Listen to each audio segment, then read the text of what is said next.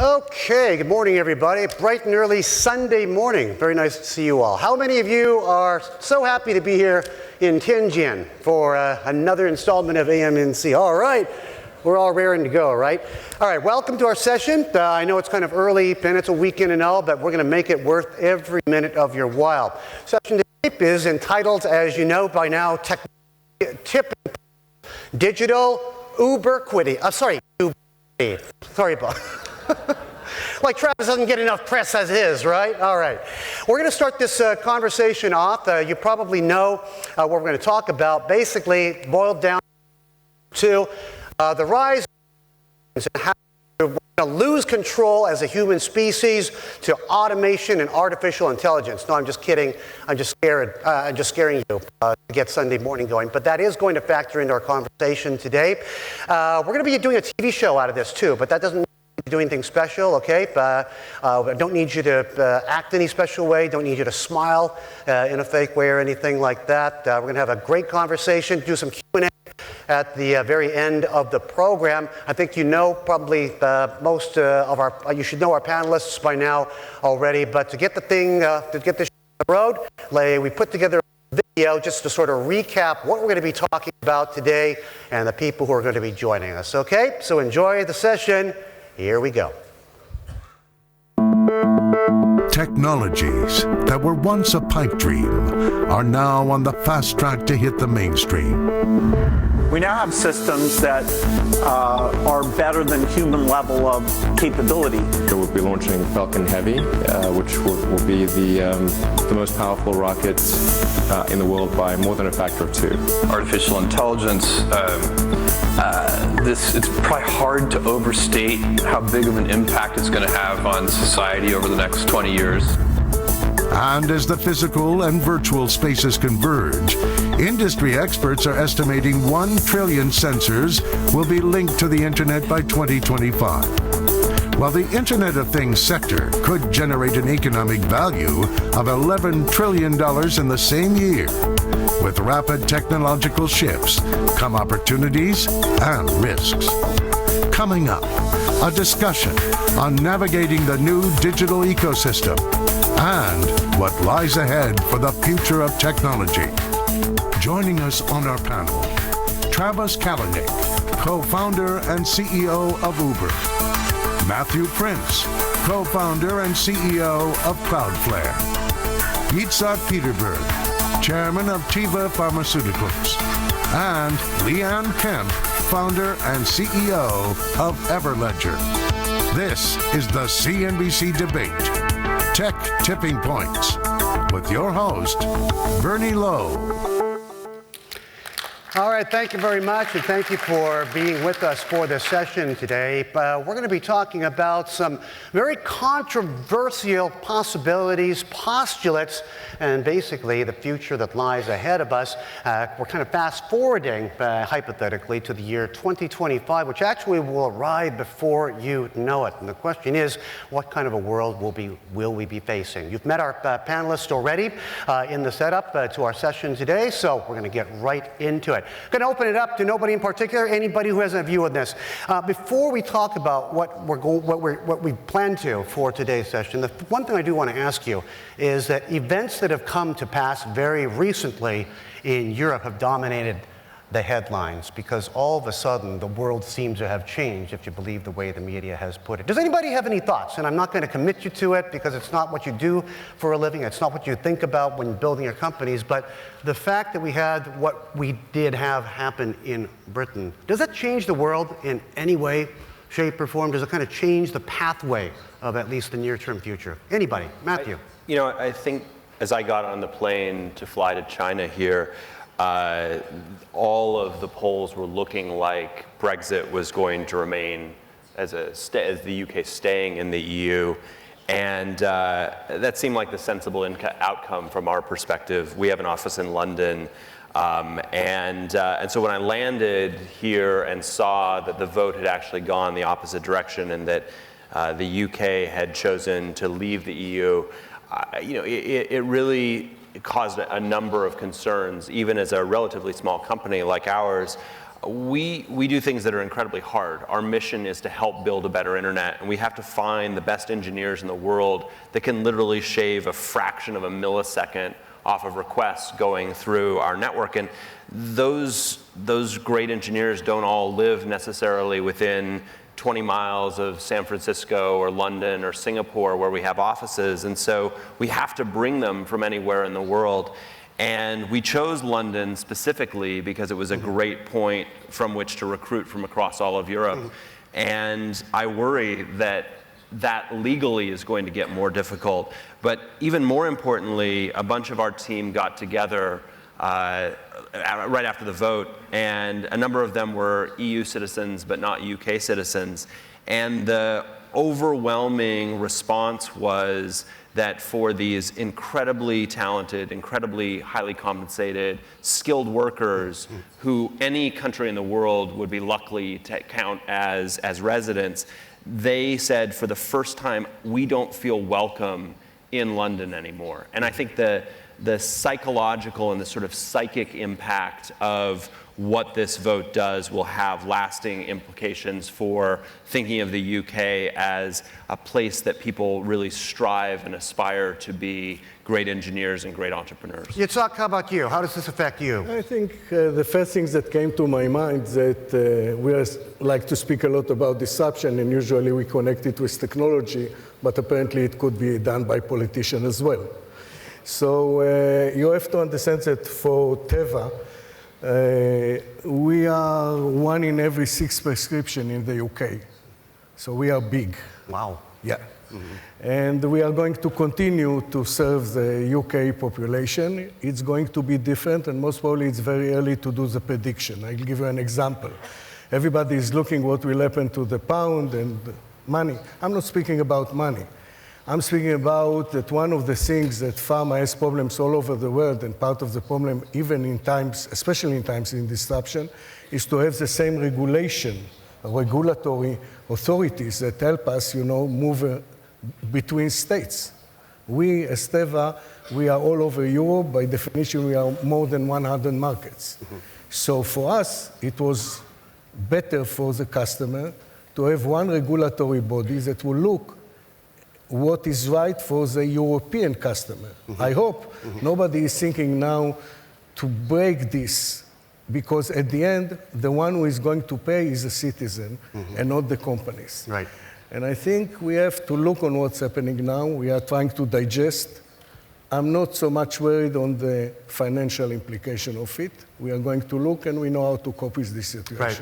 Well, Yitzhak, all I have to say is on your industry is that it's created so much stress within the EU. Your prescription sales are probably going to go up in the short term as a result. Why don't we just go down the row, since we seem to have kind of established that pattern. Leanne, just weigh in whatever way you would on this issue. And you know what? If you have nothing to say, that's fine too. Yeah, I mean, I'm from Australia, but of course I'm based in London, and I have not yet returned back to London. Soaked in yet, huh? So it'll be interesting to see. But in any event, I guess, on the backdrop of any uncertainty is a rise of greatness. And I think that there would be very reasonable foundation decisions as to why the UK made the decision that they did. As for the direct impact on my business and the industry at large in the diamond industry, I'm unsure that there is any impact. Diamonds will still trade globally. Startups will still get up every morning and work their 20 hours a day and drive on innovation. And the politics are really removed from the core of what we do day to day. Right. And Travis, just to finish off the conversation, then we're going to move on to what our purpose is here today. I know you're a little bit reluctant to weigh into this issue, but I'm going to ask you to do it anyway, because you are known for breaking down borders, really blurring borders, limiting borders ever since the birth of your company. Surely you have a thought on this, issue. Well, look, my company, we're all about serving cities. And so it's harder for us to see the macro impact in what we do day to day. The same number of people are going to be taking the tube tomorrow as we're taking it last Monday. And so we just need to make sure that we're able to continue to serve the cities, and wherever people live around the world, in the hundreds of cities we serve, the over 70 countries, making sure that we can help people get to work, unemployed, underemployed, et cetera, is a key sort of a key tenet for making our system work. And we'll continue serving the cities and helping people get around their cities. And it's not yet clear, I think, to me, that fewer people are going to get around cities. I think just as many people are getting around cities. And we just need to make sure that we continue to serve them. And so I think we're maybe a little micro, we're more on the ground than we are sort of macro, and so it maybe doesn't have as much of an effect on sort of city transportation. There was a certain nationalism issue attached to the whole the whole issue, the whole narrative involved in this in the vote. Does that concern you at all? You know, a rise of nationalism. You know, there's a talk that different countries are going to be demanding votes of their own, the people are going to be demanding a say. Is that going to mean anything for business? I mean, are people going to want to take businesses back, industries back for themselves? Not necessarily what you do, but I mean just in general. They're going to want to take command of what's around them back more. I don't know. But as long as there's still roads in London, and as long as there's still people in London, we're going to be, I think there's just some fundamental things that will continue to do well. And using those roads in London so that it's less congested, right? And doing things like Uber pools so that, the air is cleaner. I think there's still really great opportunity for that. Okay, let's talk about this World Economic Forum survey report. Some of the, and it kind of throws us forward to the year 2025. So it's sort of hypothetical, but it does ask people, what do you expect the world to be like? What do you expect the surroundings, the climate to be like in that year? And a few of the things that pop out in my mind, it kind of blew me away. I mean, do people really believe that, or are they just kind of ticking off the box, to kind of rabble-rouse and raise the heat a little bit? The first AI, artificial intelligence machine on a board of directors at a corporation, 45% say that'll happen by 2025. 10% of, this one really got me, 10% of reading glasses will be connected to the internet. 85% says that will be a very real thing. And I thought to myself, aren't we all going to have our eyes fixed before we can worry about connecting our eyeglasses to the internet? Let's talk about this. Let's talk about the year 2025. Anybody who wants to start this? Yeah, I have difficulties because I participated in many, many conferences around telemedicine, e-health, and all of that, and everybody is speaking about technology, and this was done 20 years ago. So I think the difference is now, first of all, I think we are speaking about a cultural change. We are not speaking about technology by itself. Technology is now a huge enabler to do things that we dreamed about, and we can do it. That's the one thing. And I think what we are discussing is changes in the way we lead our life. And in many ways, this is driven not by people like me. I'm a little bit older in this group, but most probably by the millennials, and especially if you speak about 2025. So when I look on health services, and for me, I don't look on pharma, I look on health services as a whole. So if I don't go, in my age, to the bank anymore, why should my grandson go to a clinic? Why does he need the bricks and mortar and just shake hands with the physician? What is the role of a physician? So if you have this kind of, and by the way, I can continue it to even what is a pharmacy, okay? What is really the definition of a hospital? What should the hospital do 10 years from now? Are they doing the right thing now? So when we look, we are asking ourselves on pharma as well. Are we only manufacturers of pills? This everything I need now to do, and we are by far the leading generic company in the world and one of the big 10 pharma. All I need to know now is how to manufacture a pill in 5% less cost. Is this the game? And the answer is that we are now in a different game. The different game is being more customer-centric, what happened to other industries a long time ago. And I think what we'll find ourselves is in a completely different value chain, where the customer is really in the center, not because it's a nice slogan, we like this slogan, but it's really in the center, and he's defining the value, and he's not defining only in dollar terms. And because of that, we need all the system to change to envelope. So all of what you say are helping us to do it, because in a way, if I'll tell you, eyeglasses are going to transmit some data about your diabetes, and I know how to capture this data, and I know how to connect it to what I'm doing. So maybe what I can now go to the customer and give him something and saying it's not only the pill, it's also everything enveloping it, so it will have a value for your health, your service quality, not only quality of the medicine and the health, but really service quality, the accessibility, your quality of life. And I think that's a change we are going to look. And yes, I believe that we came to this point now. Right. You know, I think that it's, you think 2025, 8 years from now. I think in order to figure out sort of just a litmus test on whether or not those predictions seem outlandish or not, think back 8 years ago. And if 8 years ago I had said everyone in this room would be carrying around a supercomputer in their pocket, you know, the iPhone had just been released, and that would have actually seemed like an absolutely outlandish and radical statement. And so, you know, I agree. I think that eyeglasses, clothing, cars, everything, of course, is going to be more interconnected. That seems easy.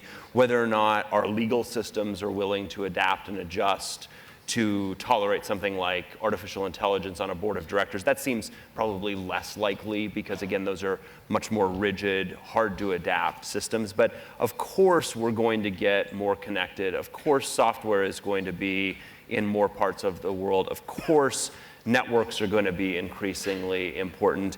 And if you think back of the changes that have happened in the last 8 years, you know, there is no way our business could have existed. There's no way Travis's business could have existed, but for the fact that, again, we're now all carrying around supercomputers in our pockets, and that's only going to continue to expand over the next 8 years. Right, Travis. How does what do you see what do you see 8 years, 9 years, 10 years down the line? I mean, right now, the only impediment that I see is that some of us old fogies still find it easier to wave our arms around like maniacs, you know, and chance ourselves on catching a passing cab than actually having to download and actually press an app to do business with you. We're a dying breed, but there's still a few of us lying around. I had a friend whose daughter, I don't remember I think they may have traveled to New York. His daughter was like 8 years old. And she said, "Daddy, why is that guy waving at the car? I don't understand." So it's all right. You know, some people like to do it. It's all good. You know, it's really hard to predict. I'm going to try not to sort of pass the buck on this question, but it's really hard to predict. I mean, look, Uber's 6 years old. There's like, I don't know, over 2 million people making a living on Uber this week, right? Like, that's 2 million jobs that were created out of, you know, when 6 years ago it was nothing. And so nobody 6 years ago could have guessed that we were going to exist, and there's going to be a lot of new things that exist in that time.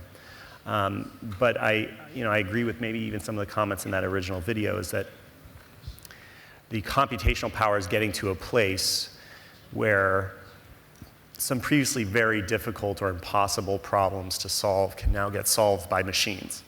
And I think it's going to enhance our lives in ways that some are predictable, maybe something, you know, like a driverless car, but some things that are super unpredictable that we don't expect. And by the way, that's kind of the spice of life. That's what's fun, is new things that you didn't expect coming and making our lives better. I mean, I'm generally an optimist, so I can't wait to see what that future holds. But I guarantee you that by 2025, you will not be waving at cars anymore. Mm-hmm. I'm looking forward to that day, Travis, because I'm looking increasingly. I thought you were holding on to the past. Idiotic. I don't know. Well, some of us need to keep the old economy going while everybody's trying to catch up. You know, right. Leanne, what the industry that you're involved in, it's had a well, not this specific industry, but the whole Bitcoin, the whole I'll use the term. I'm sorry, the cryptocurrency, because everybody seems to understand that for better or for worse. Had a difficult start. It looked like a sort of a niche, sort of a far out there sort of a concept to begin with, but with this whole advent, with this whole birth of blockchain technology, and I'm just overwhelmed, and I think a lot of people are overwhelmed by how these new terms are being thrown at us left and right. I mean, over the top, in the Internet of Things, people are talking about this as if they've embraced it intimately when they're still trying to get their head around these terms. But the blockchain, the advent of blockchain technology is actually really actually taken currency, no pun intended, which is why we're having this conversation today. Yeah, absolutely. I think it's a very interesting time for us. I guess we've placed ourselves against one of the oldest trading industries in the world, the diamond industry, that was once potentially plagued by opaqueness. But at the very core of this industry, all of the major leaders are empowered by the transformation and the use of technology and transparency. And of course, the Bitcoin blockchain came into effect not so long ago. But we, of course, decoupled the currency and the use of the currency. And we brought about that change in an enablement to reduce fraud, to be able to track the diamond as it runs through the supply chain as a way to assist in the reduction of black market trade. And that, of course, has led us to the world that we live in today. And what does it look like in 2025? I guess we're ingesting technology at a rapid rate, and we're probably at the point now where we're digesting the technology just as we breathe the air as we wake up every morning. Where I'd like to see the technology be applied is in the last mile. Some of those problems we've not been able to resolve before today, and it's not necessarily about just doing a financial trade quicker from T2 to T0. I think it's about addressing some of the problems in transactional trust and in global trade, and bringing transparency across some of those markets that were once at the very core an honest and indeed forefront industry, but were only really hampered by a lack of embracing technology. And as we see this starting to evolve, and the use of something like the Bitcoin blockchain, of course, was once used in the anarchic world of drug trading, and now who would have thought? It's actually been brought together to enable transparency in the diamond industry and many other industries as well. Mm-hmm. Reduction of counterfeit goods is a very big part of the focus as well. Mm-hmm. So I think that the world in 2025 should look a lot more transparent, but the question is, are we ready for that? Mm-hmm. Banks, insurance companies, financial institutions, if we had the ability to couple transparency with physical trade and certification of true ethical standards, then actually the world will start to change a lot. And the consumer will have the ability to make a full consciousness of mind decision about the goods they're purchasing, rather than just the sticker on the coffee beans that says it was ethical. Mm-hmm. And it's not just an issue, is it, Yitzhak, of the technology being there, because the technology is going to come. There's no disputing that. It's how ready we are to take it up and to actually use it and put it into mass adoption. That's the question, is the willingness of people to actually use what's in front of them. I'm sure a lot of people are very afraid, to do things as mundane as change phones or change computers, because it means they have to learn something all over again. The buttons are in a different place, the commands are in a different place, you scroll a different way. First of all, I think everything begins with the need. Uber started not because it is a nice app, it's because people needed it, and there is an app to help them. And I'll give you an example. In 2016, what we do, and you can imply it to 2025, because we invested in the last few months hundreds of millions of dollars in something you wouldn't call pharma. And it came from the point that we look on our customer, and we were, let's take an asthma patient. So asthma patient is a very easy one. He has an inhaler, he has to push something, and hopefully it will help him. Now the problem is that if we sell the inhaler, so what's the big deal? Okay, we just sell and it's finished, done deal. But we understood that the customer is asking for us for a solution, part of an ecosystem. So I'll give you very quickly how it looks, okay? So one thing, we understood he doesn't know how to inhale. So we had our own technology, and now it's very interesting. You can open it, in a minute it will change and decide how much you need to go, and will show you just now inhaled the right thing and how much is left. easy one. That's for pharma to do. But the next one, we acquired the companies that put a cap on the inhaler. And the cap, and this is just an IT company, another one the cap is using all the information and sends it to the patient and says to him, when you had attack, what you take just now, and just easy. Everybody is doing it. What the big deal? My background, I was the CEO of a mobile company, and 15 years ago, we couldn't do anything in mobile health. Now everybody is using it. Okay, so he has it. Then we made a partnership with IBM Watson. And now we are sending information about what's happening now in the environmental.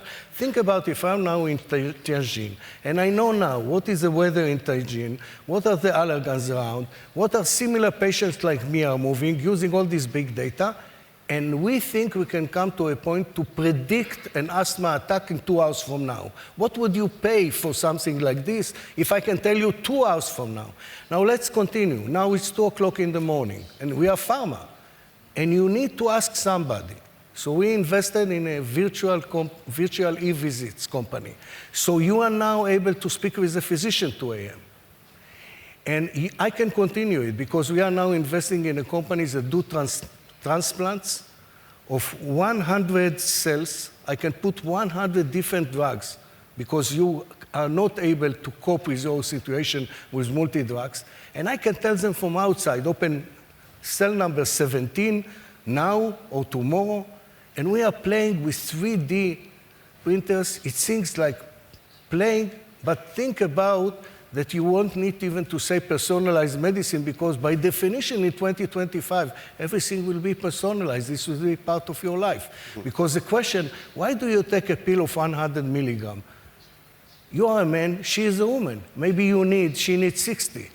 Maybe you are more fat than I am, okay? So I can now make exactly the same one. So think now that I'm enveloping a customer, and now it's a solution. Would you call it pharma? So in 2025, we are going to have a lot of this, ingestible, wearable, whatever. I just hope one thing, that they will speak the same language. Right. Because if not, we are creating the next chaos. Okay? Because you will have a lot of those. Right. And I'm not sure the cloud is speaking the same language of the wearable, the same language of the mobile, the same language of the physician. And if you don't find a way to take all of those together, you just created a new chaos. I'm glad to hear that a company like yours, and your company is known for pharmaceuticals. I mean, basically, making generic drugs that we all take. I think I've probably been doing business with you for, 80% of my 50 years on Earth. But this leads me to the next sort of subtopic, and that is, I'm really glad to hear, Yitzhak, that you're really with it in terms of technology, and you're talking about things that will come in the future, because the whole issue of 3D printing, which also factored in the survey, the whole business of manufacturing a pill is going to go away because people will be able to 3D print a pill in the future if they're not already. So that changes dramatically in the space of the next 8, 9, 10 years, right? So it's only one disruptor. And by the way, we are looking on it. 3D printing is very interesting. And my first reaction, and I think I'm a techie guy, and all my life I'm in innovation, and the first reaction was, what do you mean 3D printing of drugs, okay? But you can print now tissues. You can do a lot of things in print. So the question, what's the difference? Because think about it almost like what you do print in your home. All you put is ink. Now, in pharma, it's APIs. So let's say you have a drug made from only one constituent. What's the big deal? I will give you the filler, and you just make for yourself. Now, let's say you have two. Maybe I can combine the two. Now you are taking 2 pills. Maybe I can put it in your home or in the pharmacy. So there are a lot of questions we don't know, by the way. This is a huge disruption in the industry. Right. We are looking into it. I don't think this by itself will change everything. Again, there will be different types of adoption, and part of the job is really speaking to the customers, and I'm sure that some people in the audience now are moving and saying, come on, I don't want to be all of this. I don't want to have all this data around me. I don't want to share it with anybody. With respect, I hope that there's someone in this audience or listening who says, wow, the big pharma industry, everything that you just said, I could, it doesn't take that many components to go build most drugs. Maybe I can go disrupt that and change that and actually build something which makes the access to pharmaceuticals significantly broader to larger audiences. And that I think a lot of where innovation actually comes from is by saying you have these big entrenched industries that have been doing things and making incremental progress, and how can we as innovators or entrepreneurs make great leaps forward? And I think that that's one of the things that Uber has done very well, is to say this is a highly regulated, relatively inefficient industry that that it's ripe for disruption. The question is, are there any industries that aren't ripe for that? And I can think of a parade of horribles if entrepreneurs start synthetically generating pharmaceuticals in their basement.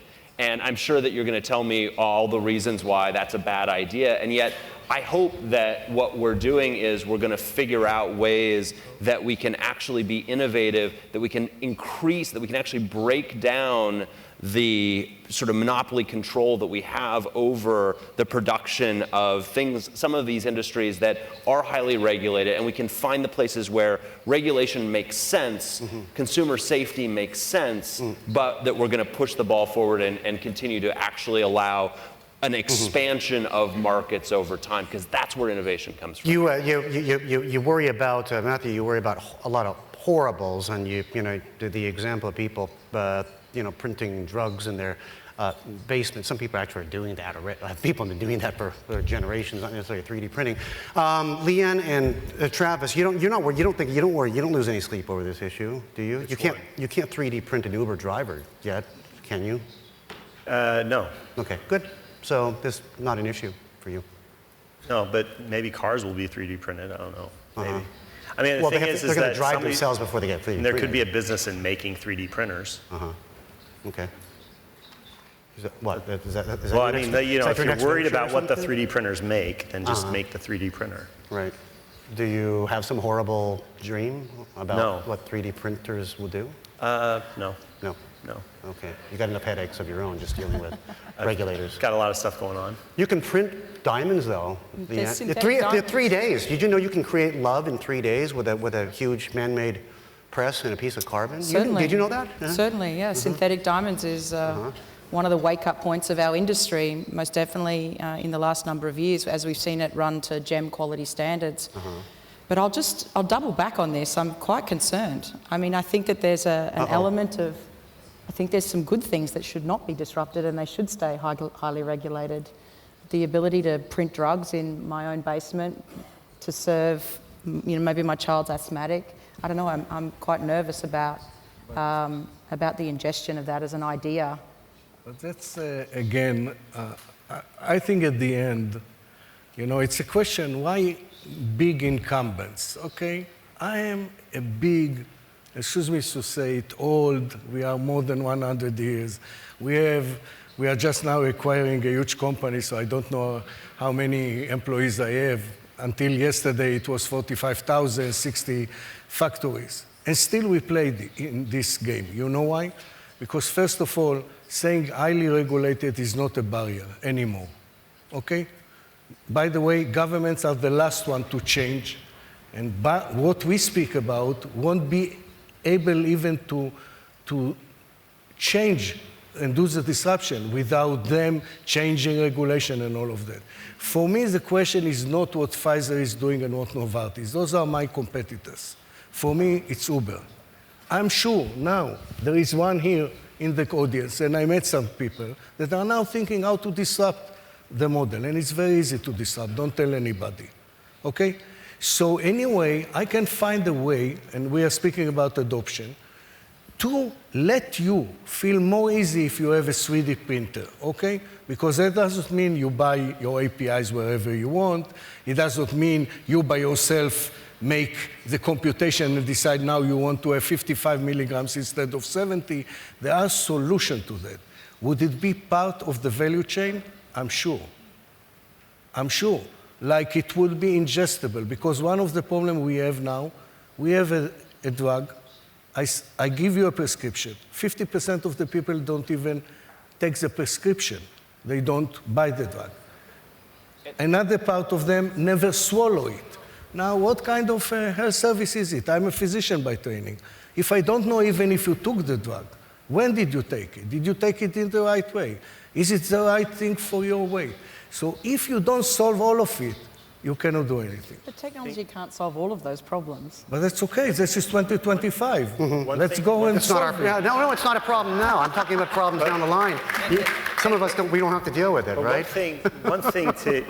I think we have a bigger problem right now with new technologies that are good, that are bringing progress, being stopped, than the other way around. And in fact, innovation that isn't bringing good to the people, guess what? It never succeeds, right? It eventually just stops. It just doesn't. It doesn't catch on. It doesn't gain traction. It doesn't prosper in any way. And so I think the thing we should be worried about is not what technologies are going to be bad, but instead what great technologies that really the people do want, that really do serve the people, are not getting out there in the first place. And I think there's a more interesting discussion about that. What are we talking about here aside from what you do? What are we talking about? Blockchain, of course. Huh? Blockchain, of course. Look, as technology gets more wound into cities, right? Technologists and innovators are now dealing with the physical world. And the physical world is a highly regulated world.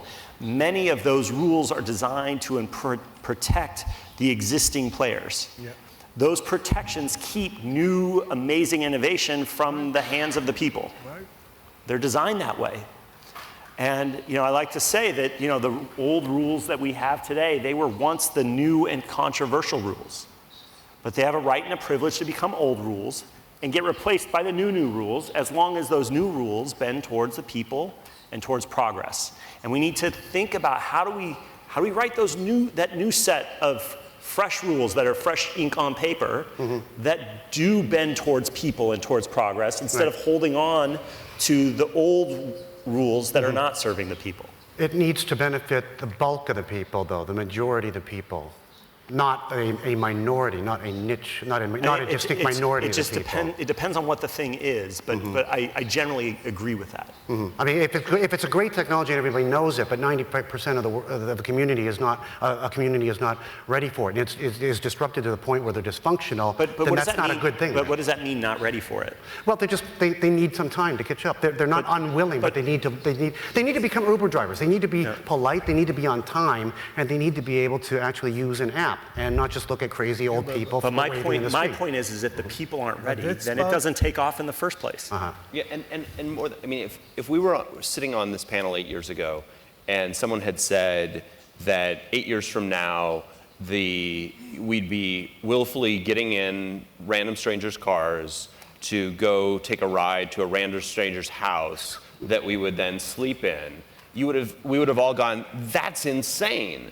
It's called bed and breakfast, right? And it was called a taxi. It was the same thing as what we have today. It's just way easier today. Well, but what's happened is the access to that has gotten so much larger than it has before. And so I think as you're trying to assess whether a technology is benefiting a large population or not benefiting a large population, ask yourself the question, does this increase the access to that technology? Does it make it easier? Does it expand the market for it? Does it expand the amount of competition for it? And I think that when you see the technologies that succeed over time, a lot of times today, there are going to be things that make us slightly uncomfortable. The 3D printed drug in your basement, that was just the pharmaceutical company yesterday, but maybe if we've created the controls and the systems and the processes that allow technology to make that work, even though that makes us incredibly uncomfortable today, I'm not willing to stake that 8 years from now, we're not going to be looking back thinking, wow, didn't we all think it was crazy when people said you had to rely on big pharma to make pharmaceuticals? Yitzhak, I know you want to come in here. Why is it everything in life that's bad is always in the basement, by the way? Is there some reason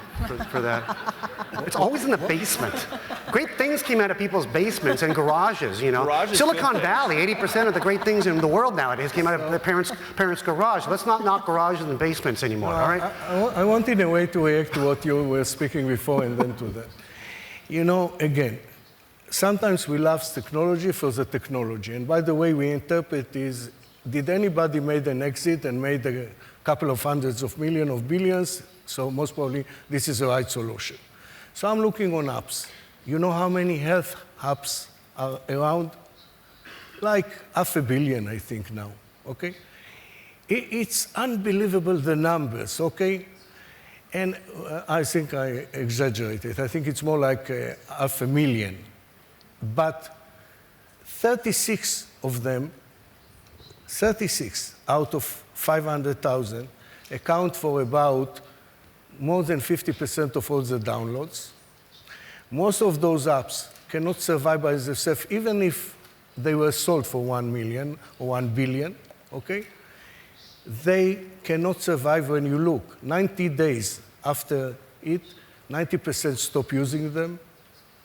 So for me, it's a nice technology that didn't find the right need, was not put in the right place, and is not a solution. So for me, it comes back to the question, what is the real need? Okay, I think Uber found a real need. That's why they succeed. And for me, I'm looking now, who is going to find the other needs? So the needs today in my industry is, I don't like to go to the pharmacy. I don't like to go to the physician or call him because I need to change something, or maybe I don't even need to change any prescription. I don't like to get my prescription after 45 days. I don't like and I don't like. And by the way, if you look on the health services, it's a real chaos. When you are a patient going in, you don't know where to go in a minute. So is a customer happy? No. So you come from that and try to put what you could do. The first thing I wouldn't do, 3D printing, okay? We like to speak about it. There are a lot of things before 3D printing. I described many things that are very valuable to patients on a daily basis. 2 o'clock in the morning, you don't have reason to speak. Why? 2 o'clock in the morning here, all US is awake. What's the big problem of getting somebody to answer you? So you can build this kind of value chain, put new things. Now the question is, who is playing it? And by the way, I'm coming back to the main problem. Telemedicine, we speak about 20 years. Only now, in the last few years, government are beginning to do the regulation. So they waited. They are far behind the technology. And this should hamper the advance. The other thing, systems that don't speak with each other. If we are not going to deal with it now, they won't speak with each other in 2025. And the discussion would be, we have now all this wonderful, wearable, ingestible, and everything, and what can we do with it, okay? So it's all part of the same thinking. You have to build it. By the way, the solution is very different from US and very different from emerging markets. Yitzhak, you talk about how you mentioned a couple of times, you must have a really nasty pharmacist where you live because you don't like going to the pharmacy. I don't like going to my doctor because he doesn't actually keep up on medicine because he's always busy operating on people and doesn't actually have time to go to classes or pick up a book and learn about new top technology. And and he's tired of me too because he thinks that I think that I know more than he does. So he just asks me what drug I want and then I tell him and then he calls in the prescription and that way he doesn't have to see me. So he's actually sick of seeing me and I've become my own doctor in a sense. That's probably very dangerous, but it works and it's faster than waiting for him to come around. I'm learning every day from all the entrepreneurs around me. investing a lot of time, Yep. because the one thing that is very difficult to answer is exactly the question here, when it will change. Because if you jump as a huge company too early, you may kill your company. So you have to know what to do, especially that you have an existing mode of operation. Right. And you have 60,000 people that are doing it. You can't just come up one morning and say, new game, okay? Make sure that you know how to deal with it. Right. And for us, being an incumbent, it's a disadvantage in this situation. So the only way is really to keep up with technology, try to find the right way where to do, and play the game. Right. So, you know, last time I presented in the Silicon Valley, and I was surrounded by people half my age, and most probably they were asking, what am I doing here? And the name was the Pharma Startup. We are beginning to feel like a startup. Part of what we are doing is almost like a startup, thinking even within the organization how to cope with this changing situation and how to be fit for 2025. Okay. And by the way, I believe it will be before 2025. I want to change direction one last time before we finish, but I can't believe how time has run by. But a lot of what we're talking, a lot of the things we've raised, and we've only skirted the surface today, they would walk all over what a lot of people pretend or at least say they're concerned about, and that is data privacy and their own personal privacy. You know, in the effort to make our lives better, to make us healthier, that sort of thing, we have to hand over a lot of information. A lot of information has to be transmitted, and I guess everybody is involved in that to a certain degree. Where do we find that fine balance, if it is ever achievable, between, you know, how much we let on about ourselves and our lives and our needs, and how we balance that with our desire, our stated desire for privacy? Who wants to start? Yes, me. Well, you make it fast. You make transmission of data fast. Yeah, I mean, we move. You know, we do 10 trillion requests through our network every month. So I guess we move a lot of data, and securing that data and keeping it private is core to what it is that we deliver. I think that if you imagine that software and networks are again going to just increasingly become ubiquitous, the question is where do you start to have things break down? So if you know, your eyeglasses have a computer in them, and your shirt has a computer in them, and your pill bottle has a computer in it. The question is, can you still have sort of the Windows Update version of security where every Tuesday Microsoft publishes a patch to your shirt? As we have less of a conception of where software is, it becomes the model of who is responsible for security changes to some extent. So I'll give you an example that there are about, we know of about 10 million Internet of Things smart devices that connect to the internet through CloudFlare's network every single month. Of those, about 50% of them are still vulnerable to the Heartbleed vulnerability, which was something that was published almost 18 months ago. And the question is, when your shirt is a computer, when your eyeglasses are a computer, when your pill bottle is a computer, and vulnerabilities happen to that, where does that protection have to be in place? Because you know the person doesn't know how to. There's no button on your pill bottle to update that software. And so I think that's going to force us to refresh some thinking of whose responsibility it is to provide that layer of security, that layer of protection, that ability to upgrade. And so one of the things that we're working with a number of IoT manufacturers on is how do you build that security into the network itself, essentially take it up one layer and say, if we can't get the individuals to patch their pill bottles, can we get the network to effectively patch the pill bottle on their behalf? And that's something at CloudFlare that we think is really exciting. Leanne, we haven't heard from you in a little bit here. You're all about transparency and about having a trail of information. So I think one of the most ingenious points in the technology around blockchain and smart contracts is the unleashing of privacy of data and the control that it gives to those that have the public and private key encryption. So before today, most of that control mechanism was handed across to an ingested third party. But now more so than ever, that control is enabled in the user of the technology itself. We've seen it's in a very nascent state, and it's still yet to grow into its toddlerhood. But I certainly see now more than ever that each person in this room has the ability to onboard that control without the delegation of that control into a central authority. So we will start to see the opening of this up about the data of me, and I'm responsible for the data of me. And more so than ever, I have the ability to store that data within my own distributed ledger and then give curation rights to myself and then invoke those rights across to people to see that data for a certain period of time. We're seeing the evolution of that technology now starting to be applied in certification. And of course, at the very core of what we're doing is around certification as well. So I think it's a quite exciting time. It's one of probably the silent geniuses of the technology that's not yet being truly understood, but is yet to be digested globally, but it will. All right, Travis, weigh in here. Privacy. Yeah, I mean, look, I think ultimately the consumer should have control of their data, and they should have choice on the kinds of services they use. Sometimes data about yourself can help somebody or an app or a company serve you better, but it ultimately should be your choice. And I think that's mostly how the world works, right? When you open up a phone and you get, any of, 100 different apps, it asks you for certain permissions and you can say yes or no.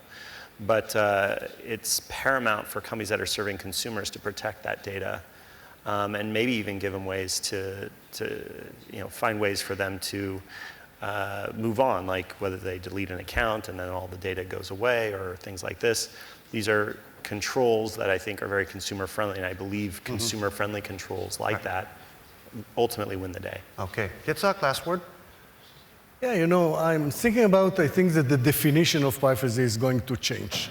And the reason for that, by the way, I don't know if you are aware, but in the last year alone, there were 20 ransom demands from hospitals in the US just because of data leaking. So it's almost like a new occupation. You can make money out of it. But what I'm trying to say is that we use many times control of the data by the customer. But I don't think this is the same definition. I look in 2025, I think I am, as a patient, as a customer, I don't want really to do something with the data, because data will be flowing around me from everywhere. And if I want one thing, is something seamless that will take this data and do something good for me, and not tell me, oh, come on, you are going to have an attack now, and you know what? Beware, you have now 70% of having cancer. And what am I doing with all this data? Where do I control? So in a way, I think the definition of control of data, when you are surrounded with all this, should be different. Even the definition of privacy will be different. And by the way, we see it even now. Millennials are a lot easier on the definition of privacy than we are. Look at what they do in the Facebook. They have no privacy. All their life are open, okay? So I think at the end it will come also to issues even like health, not even others. So control of being in control, I'm not sure what kind of control it's going to be. Okay, Matthew, Yitzhak, Leanne, Travis, I'd like to thank you very much for your time and your thoughts today. Excellent, excellent discussion. Okay.